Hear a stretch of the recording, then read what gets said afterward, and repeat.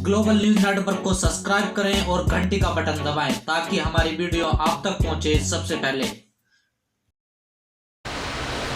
और क्या चाहता है यंग इंडिया, अगर एक शब्द में बोले तो शिक्षा और रोजगार चाहता है। लेकिन कई बार लगता है क्या भूलूं, क्या याद करूं, क्या बोलूं, क्या चुप रहूं,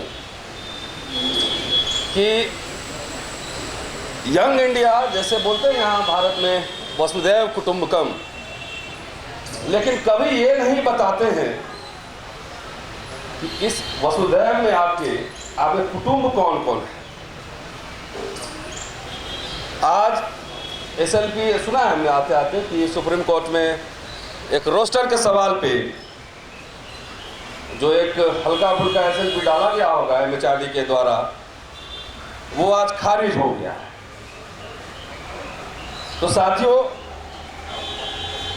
कहने के लिए तो बहुत सारी बातें हैं, यंग इंडिया सब रोजगार चाहता है, लेकिन आपके यंग इंडिया में कौन कौन लोग शामिल हैं, इस पे हम चर्चा करना चाहते हैं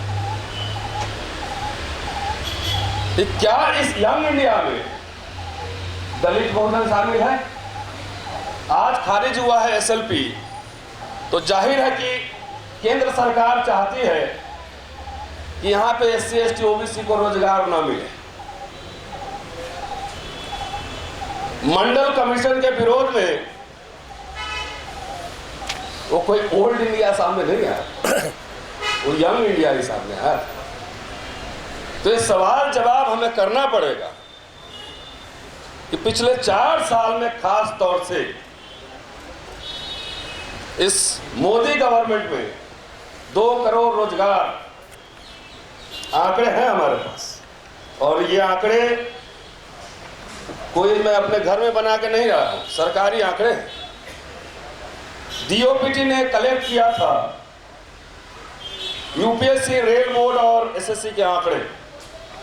2015 में 1,13,534 अपॉइंटमेंट्स हुए और 2017 में 1,09,33 अपॉइंटमेंट हुए।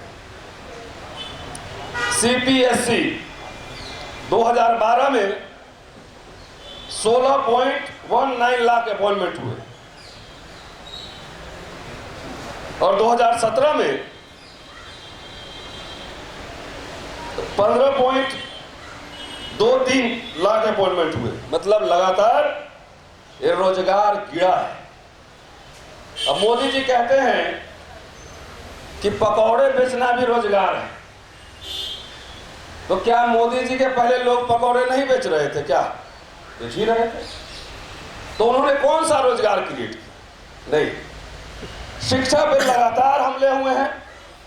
एक भी कॉलेज दिल्ली यूनिवर्सिटी में मैं पढ़ाता हूं, पिछले 4 साल में, 4.5 साल में एक भी कॉलेज नहीं खोले गए। ओबीसी एक्सपेंशन के नाम पे टीचर अपॉइंटमेंट कर लिए, पैसे ले लिए, लेकिन ओबीसी टीचर अपॉइंट नहीं किए गए। इसको मैं कहता हूं बार बार कि यंग इंडिया को इस सवाल का जवाब देना पड़ेगा, क्या यह जन्म लीला तो नहीं है?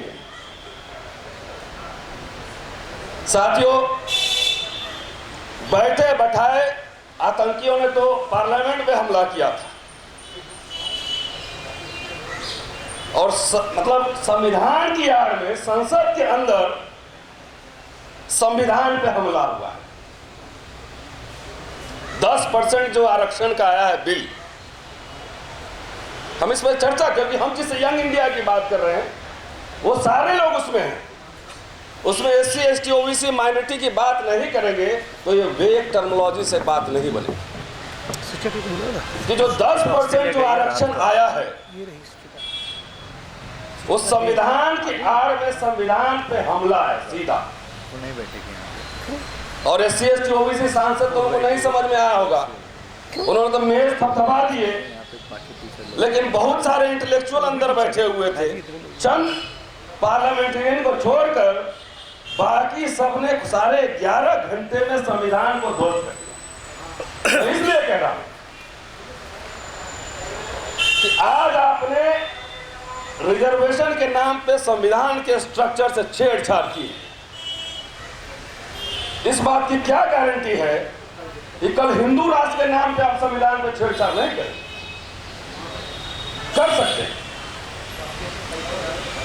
ये पूरा नागपुर से जो है जनरल स्कूल ऑफ इकोनॉमिक्स का डेटा लेकर आए हैं। General school of economics 8 lakh 5 एकड़। मैं तो बिलो पॉवर्टी लाइन हूं, नौकरी चली जाएगी, इतनी जमीन है ना घर है, तो बिलो पॉवर्टी लाइन। इस संविधान की आड़ में संविधान पे हमला हो रहा। यंग इंडिया को इसका जवाब देना पड़ेगा। सारे पॉलिटिकल पार्टी क्यों हमसे जेल में बोल रहे थे। एक साथी ने पूछा कि इसमें SC ST OBC के गरीब को अगर शामिल कर देंगे तब भी आप विरोध करेंगे? मैंने कहा एकदम करेंगे कि रिजर्वेशन कोई गरीबी उन्मूलन प्रोग्राम नहीं है। Reservation representation. दिल्ली यूनिवर्सिटी में लगातार आंदोलन चल रहा, आधे से ज्यादा वहां एडहॉक टीचर बढ़ा रहे हैं विश्वविद्यालय। लेकिन आपको क्या लगता है कि अपॉइंटमेंट इसी बंद किया गया? अगर सही से अपॉइंटमेंट होगा तो करीब 3000 SC ST OBC उसमें अपॉइंटमेंट होगा। सरकार नहीं करना चाहती और हमारे यंग इंडिया में बहुत सारे लेयर्स हैं। हम लोग देखते हैं विश्वविद्यालय, ये किताब तुम्हारा और पन्ना हमारा। राष्ट्र राष्ट्र राष्ट्र, तो राष्ट्र किस चीज से बनता है? ये बाउंड्री भी पता है क्या? राष्ट्र की बाउंड्री कहां से? राष्ट्र बनता है लोगों से। अगर इस पूरे मूवमेंट में आंदोलन, अगर SC ST बहुजन का रिप्रेजेंटेशन नहीं है, विच कॉन्स्टिट्यूट 85%। दिल्ली यूनिवर्सिटी में आज तक एक प्रोफेसर आप प्रिंसिपल नहीं बनाते। और कैसे बनाते हैं प्रोफेसर और प्रिंसिपल? लाइए सबका बायोडाटा का अभी एनालिसिस करते हैं, अभी सोशल ऑडिटिंग किया जाए, रोजगार बढ़ाओ। लेकिन आज तक मुझे याद है, मैं जब स्टूडेंट था अटल बिहारी वाजपेयी सरकार में 1400 1000 से ज्यादा पहले IAS का एग्जाम होता था यूपीएससी का, घटा के सीधा 300 कर दिया गया। लेकिन जो लोग सड़क पे उतरे थे मंडल कमीशन के विरोध में, वो कभी नौकरी बढ़ाओ इसके लिए सड़क पे नहीं उतरते। आज जिस तरह से मैसिव प्राइवेटाइजेशन हो रहा है, तो नहीं, प्राइवेट कर दो तो सारा हमारा ही है, उसमें तो किसी को घुसने नहीं देंगे। हम जानते हैं कि कैसे मीडिया हाउसेस में और प्राइवेट सेक्टर में कैसे नौकरियां मिलती हैं, हम जानते हैं। तो प्राइवेटाइजेशन के खिलाफ जितना मंडल कमीशन के खिलाफ सड़क पर उतरे थे, काश प्राइवेटाइजेशन के खिलाफ उतरते, अगर नौकरियां बढ़ेगी यहां पे। इसलिए इस नौजवान भारत को इन सवालों को एड्रेस करना है, और यही सवाल एड्रेस बातचीत करने हम आए। हमारे कॉलेज में चलिए, हिंदू कॉलेज में दिखाते हैं, स्कूल टेक्स्ट बुक लिख के प्रिंसिपल बनाए जाते हैं। वाइस चांसलर हमारे बनाए स्कूल टेक्स्ट बुक लिख के, और रिसर्च बुक के नंबर काटे जाते हैं, चाहे कौन से भारत में। ये सवाल करने हैं, ये सवाल का जवाब देना होगा कि ये भारत सबका है, ये राष्ट्रवादी मुसलमान का भी, हिंदू का, दलित का भी है, सबका है। रोजगार के अवसर आपने बढ़ाए नहीं, आरक्षण पे आप चलिए, कम से कम ये तो कह सकते हैं कि आरक्षित भारत में आप सबका स्वागत है। गालियां हमें पड़ती थी, आपकी मेरिट भी हम जानते हैं। चेकोस्लोवाकिया की स्पेलिंग हमसे और गोवा की स्पेलिंग आपसे, ऐसे बनती है मेरिट। तो चलिए, अब आरक्षित भारत में आप सबका स्वागत। जितनी गालियां हमें दिया है आपने, वो कहां से नारे बनते थे? मैं बिहार का रहने वाला, यूनिवर्सिटी में बनते थे। ये आरक्षण कहां से आए? गंदे गंदे भद्दे गालियां पड़ती थी। तो गालियों के भारत में आप सबका स्वागत है, अब आप गाली नहीं दें। साथियों, जाहिर है अभी दिल्ली यूनिवर्सिटी में एक कोर्स चल रहा है, दिल्ली स्कूल ऑफ जर्नलिज्म। कहाँ इसी हुआ, ऐसी हुआ, क्या हुआ, नहीं हुआ, पता ही नहीं है। बच्चों को जैसे वहां कैद खाने में गया था, एक धरना प्रदर्शन में, वहां पे कैद खाने में रखा गया। उधर हमारे कॉलेज आइए, ऐसे लगता है जैसे अंग्रेजी में लिख के एग्जामिनेशन फीस का अलग, फीस परीक्षा शुल्क अलग। एक ही चीज के दो पैसे लिए जाते हैं, एक ही चीज के दो पैसे। आपके सामने सारे सार्वजनिक संस्थाओं को बर्बाद किया जा रहा है। अगर यंग इंडिया इसका जवाब नहीं देगा तो हम समझ ही रहे हैं कि जनेऊ और पूंजीवाद का पूरा ब्लेंड हो गया है, मनु और पूंजी का ब्लेंड हो गया।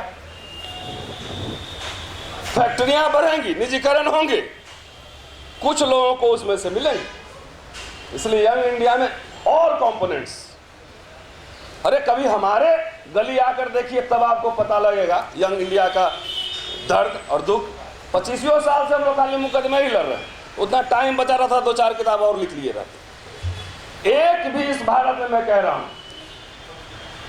एक भी जो बहुजन जमात का आदमी नौकरी तो पा सकता है, लेकिन स्वाभिमान के साथ नौकरी नहीं कर सकता। साथियों, नौकरी भी लेना है, नौकरी भी बचाना है, लेकिन सबसे मूलभूत बात है, इस देश का संविधान खतरे में है। और दुनिया के बड़े बड़े तानाशाह गरीबों के नाम पर आए थे, और जिस तरह से 10% आपने गरीबी के नाम पे जनेऊ आरक्षण लगाया है, वो जैसे नोटबंदी आपने रातों रात की थी और उसके पहले 77-78 में नसबंदी हुई थी, उसी तरीके से संविधान बंदी की दिशा में कदम है। यंग इंडिया को इन मुद्दों को उठाना पड़ेगा। 10% विशुद्ध और विशुद्ध, पहली बार भारत में जाति के नाम पर यह आरक्षण आया है। इसकी बारीकियों को समझना है। SC/ST का आरक्षण था, वो था क्या था? सोशल एक्सक्लूजन के बेसिस पे था। OBC का आरक्षण क्या था? सामाजिक और शैक्षणिक पिछड़ा वर्ग के नाम पे था। और ये पहली बार सवर्ण आरक्षण आया है। अरे भाई, देश के तो सारे जितने संपदा है उस पर अभी का कब्जा है। थोड़ा रिप्रेजेंटेशन के नाम पे थोड़ा बहुत मिल रहा था, तो जब पढ़ने की बारी आई तो स्लेट छीन लिया और प्लेट पकड़ा दिए, खिचड़ी खिलाने लगे। और जब पढ़ाने की बारी आई तो रोस्टर का रार मचा हुआ है और सारे कंपनियां बेच रहे हैं। इसलिए मुझे लगता है कि हम सब आपके साथ हैं रोजगार और शिक्षा के मसले पे, लेकिन मुझे लगता है कि इस यंग इंडिया में वो बहुरंगी जो भारत है, उसकी तस्वीर सामने आना चाहिए। शुक्रिया साथी। ग्लोबल न्यूज नेटवर्क को सब्सक्राइब करें और घंटी का बटन दबाएं ताकि हमारी वीडियो आप तक पहुंचे सबसे पहले।